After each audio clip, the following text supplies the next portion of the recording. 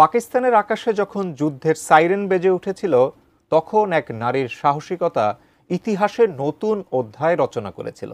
ভারতের রাফাল যুদ্ধবিমান ধ্বংস করে দেশটির আকাশ রানী হিসেবে আত্মপ্রকাশ করেন এই নারী। নাম আয়েশা ফারুক। কে এই আয়েশা? তার জীবনের প্রস্তুতি বা কেমন ছিল যুদ্ধ জয়ের জন্য? বিস্তারিত জান্নাতুন নাহার জেরির ডেস্ক রিপোর্টে। ৭ মে রাত, চারদিকে গভীর নিস্তব্ধতা, আর তখনই ধোঁয়ায় ঢেকে গেছে আকাশ। রানার সিগন্যালে জ্বলছে লাল বাতি। পাকিস্তানের আকাশে ঢুকে পড়েছে ভারতের যুদ্ধবিমান রাফাল। মুহূর্তের মধ্যে পরিস্থিতি বদলে যায়। হাই অ্যালার্ট বেজে ওঠে সামরিক ঘাঁটিগুলোতে। আকাশপথে উত্তেজনার আগুন আর মাটিতে নিঃশ্বাস বন্ধ করে রেখেছে পুরো পাক জাতি। পাকিস্তান জুড়ে যখন এই অবস্থা, তখন সেই উত্তেজনাপূর্ণ মুহূর্তে ককপিটে বসা এক নারী, স্কোয়াড্রন লিডার আয়েশা।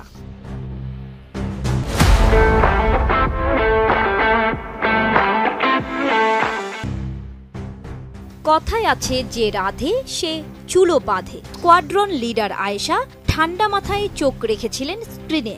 নিখুঁত নিশানা বেঁধে দিলেন কমান্ডো লক অন টার্গেট। মাত্র কয়েক সেকেন্ডের মধ্যে জে-10C বিমানের আঘাতে ছিন্ন ভিন্ন হয়ে যায় ভারতীয় রাফাল যুদ্ধবিমানটি।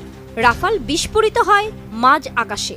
ভারতের $288 মিলিয়ন রাফালকে ধ্বংস করে গোটা দক্ষিণ এশিয়াকে চমকে দেন পাকিস্তানের এই নারী পাইলট আয়েশা।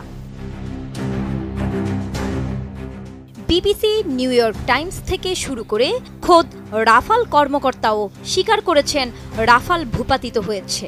আয়েশা সেই পাইলট, পাকিস্তানের ইতিহাসে প্রথম নারী যিনি সরাসরি শত্রু বিমানগুলো ভূপাতিত করেছেন। ৩৭ বছরের আয়েশা ফারুকের জন্ম পাকিস্তানের বহওয়ালপুরের এক সাধারণ পরিবারে। বাবার মৃত্যুর পর মা তাকে এবং তার বোনকে একাই বড় করেছেন। ২০১৩ সালে তিনি পাকিস্তান বিমান বাহিনীতে প্রথম নারী ফাইটার পাইলট হিসেবে নিয়োগ পান।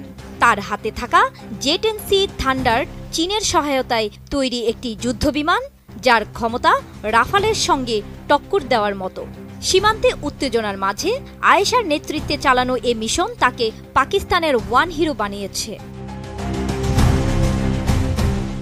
রাওয়ালপিন্ডির রাস্তায় তার নাম এখন গানের মতো গাওয়া হচ্ছে। তার এই কৃতিত্ব শুধু একটি সামরিক বিজয় নয়, এটি একটি প্রতীক।